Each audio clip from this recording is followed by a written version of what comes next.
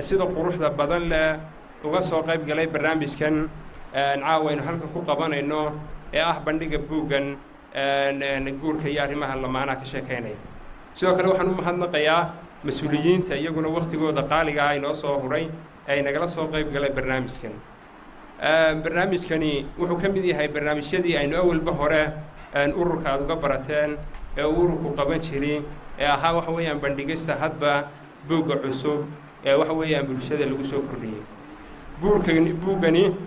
sida aynu waxa weeyaan wada ogeyn aynu uga soo qayb gallay waa buug ka sheekaynaya arrimaha guurka, jacaylka iyo waxyaabaha la halmaala.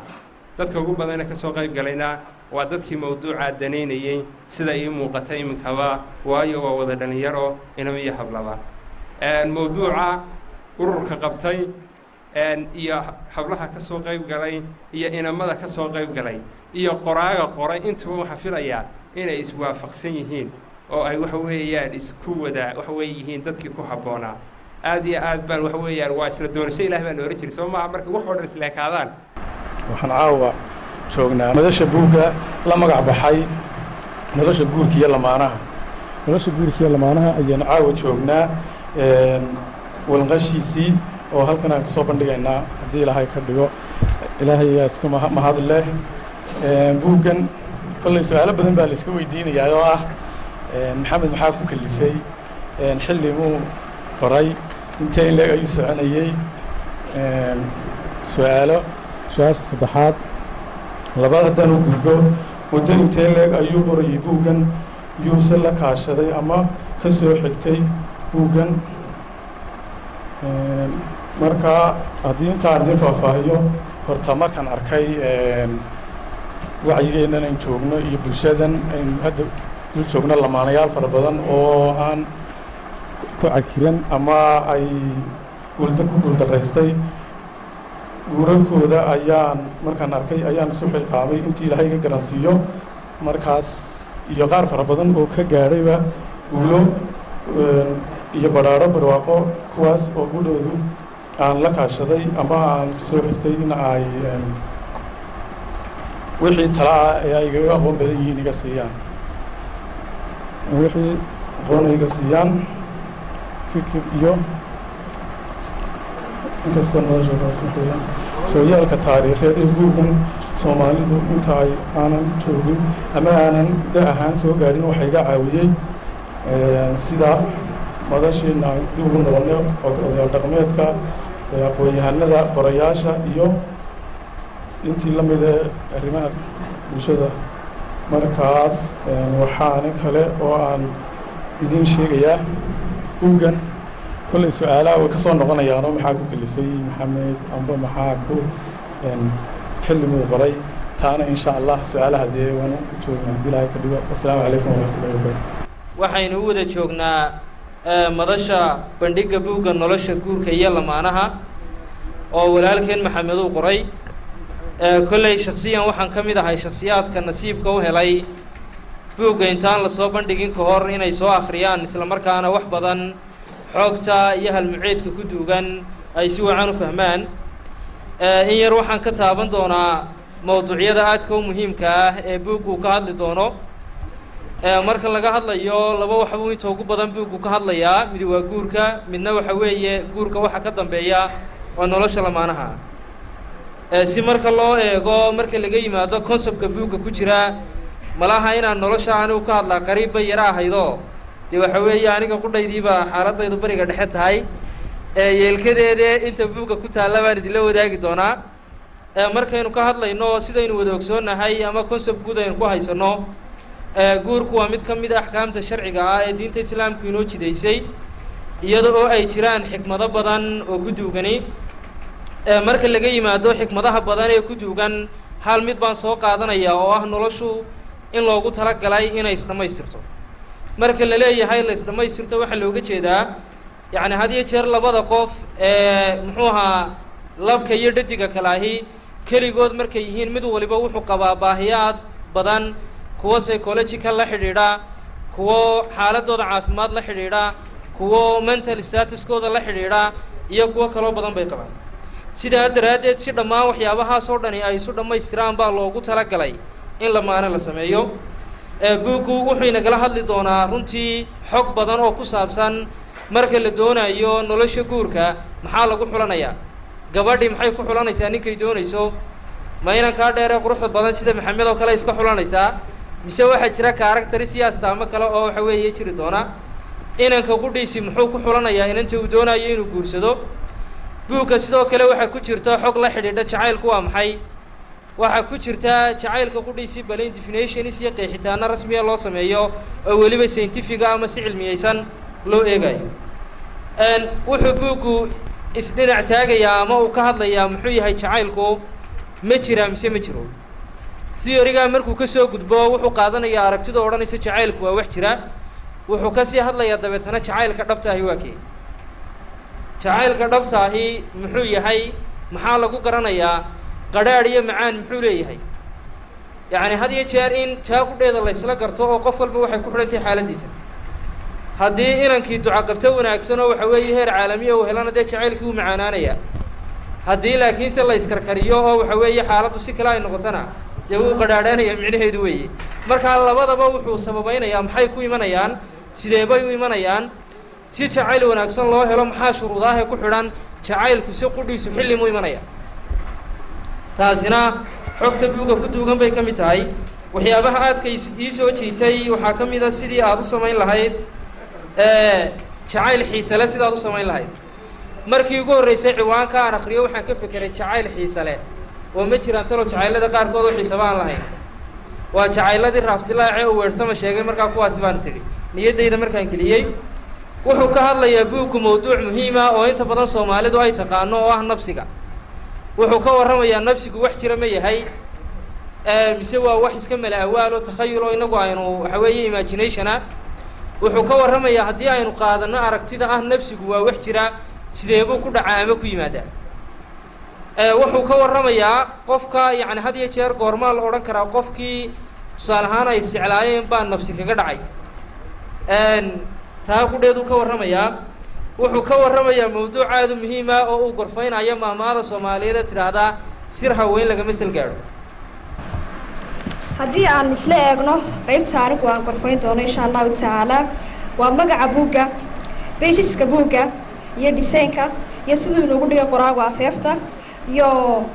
laba mawduuc oo runtii intaan buugga akrinayay aada iyo aada ii xiise geliyey ina soo jiitay oo uu qoraagu ugu magac daray nolosha lamaanaha iyo lamaanihii dhimirka la'aa bal haddaba qodobadaas dib baynu dhigan doonaaye tirada buuggu muxuu ka kooban yahay buuggan aad arkaysaan wuxuu ka kooban yahay aada iyo aada runtii u tiro badan yahay wuxuu ka kooban yahay 244 page haddii aan isla soo qaadano magaca buugga oo aynu ku horeyno waa noloshii iyada noloshiidii faahfaahin maayo waa fahmaysaan lamaanihiina waa garanaysaano waa lamaankaagi ama waa lamaantaadii waxaa timi guurkii haddaba guurku waa sidee runtii haddaynu soomaalida nahay iminka dhibaatadayna haysataa waxaa weeye inaynu guurkii khalad laga fahmay oo runtii inta imika la isguursado oo dee waxa kuuri bil inta isla noolaado markiiba la kala tago labadii qof diintii islaamka la iskugu meheriyey sunnadii rasuulka sala allahu calayhi wasalam haddana intay hal bil isqabeen kala tegay oo waraaqdii kala qaatay iyagoo dadka iskaga soo go-ay naftooda isi siiyey haddana maxaa kalifeynay labadaa qofi bal ay deg deg u kala boodaan su-aashu waxaa weeye sidee ayaan ku xulan karaa lamaankayga nolosha ama sidee ayaan ku xulan karaa lamaantayda nolosha guurka marka laga hadlayo qoraagu wuxuu inoo soo qaatay al-abu lmithaali wada wada garanaysaan geesigii dhabta ahaa halyeygii dhabta ahaa ee guurku siduu ahaa iyo siduu wanaagsanaa ugu dhaqmi jiray waa nabiyullaahi moxamed sala allahu calayhi wasalam markii uu la noolaa xaaskiisa caaisha radia allahu canhu sida uu u siin jiray kalgacaylka faraha badan leh jacaylka qadarinta iyo mararka qaarkii oo ay baratami jireenoo uu nebigu sala allahu calayhi wasalam uu caasha uu la tartami jiray haddaynu intaa kaga nimaadno kelmadda guurka intaasoo keliyaa way noogu filan maadaama uu inoo soo qaatay al-abu lmithaali iyo aabihii dhabta ahaa ee geesiga ahaa haddaynu u nimaadno sawirka buugga waad wada aragtaan backgroundka ka dambeeya buugga waxa uu yahay waa midabka irka waa buluug iyo caddaan isku jira labada qof sawirkooda aad ayuu u madow yahay waa laba qof oo runtii aad iyo aad iskugu dhow waa laba midabo qurux badan oo runtii iskalay waa midabkii cirka iyo backgroundkii oo ah cadceeda qoraagu xagga hoose wuxuu ku xusay magaciisa oo ah maxamed cumar maxamed haddii aanad magaciisu kaliya aad u garanaysay oo aanad sawirkiisa hore u arag qoraagu halkaa ayuu kaaga tegay sawirkiisii oo halkaas ayaad ka daalacan doontaa insha allahu tacaala afeefta haddaynu isla eegno qoraagu afeefta wuxuu u soo qaatay mahmaahdii ahayd aqalkaaga hortiisna aqalkaaga horteedna ood baa la dhigtaa odhaahdaada horteedna afeef baa la dhigtaa yacni markaas qoraagu wuxuu ka afeefanayaa wixii khalad badbeciya ee ku jira buuggan wuxuu kaloo ka afeefanayaa wixii markaas khalad madbeciya iyo wixii kale ee dhaliila ahba intaasu qoraagu uu ka afeefanayaa bal haddaba aynu isla eegno mawduucu qoraagu ugu magac daray nolosha lamaanaha wuxuu qoraagu inoogu soo qaatay 4 qodob oo runtii aad iyo aad u waaweyn qodobka koowaad oo ku xusay oo ah samir qodobka labaad oo ah go'aan adag iyo qodobka saddexaad oo ah naxariis iyo qodobka afraad oo ah xalka in wax walba la isla eego wixii mushkiladii meesha timaada labaankaagu miyuu xanuunsan yahay miyay xanuunsan tahay muxuu tabanayaa miyuu kaa cadhaysan yahay caawa wanaad raalli gelisaa waxyaalahaas oo dhan ayuu markaa qoraagu inoo faahfaahinayaa markaa qodobadaas waa ii taabtaabtay laakiin idiin sharaxi maayo oo buugga dhextaalkiisa ayaad ka wada heli doontaan bal aynu isla eegno qoraagu waxa uu ku xusay ta kale ah lamaanihii dhimirka la'aa runtii xasan in meelo badan buu taabtay laakiin aniga qisada runtii aad iyo aad isoo jeedatay waxay ahayd lamaanihii dhimirka la'aa haddaba lamaanaha dhimirka la bal maxay ahaayeen lamaanaha dhimirka la waxay ahaayeen waa Samaada iyo Kantaaniya ayaa la oran jiray Samaada cilmigiisa fiisikiska uu soo dhameystay July 24-keedii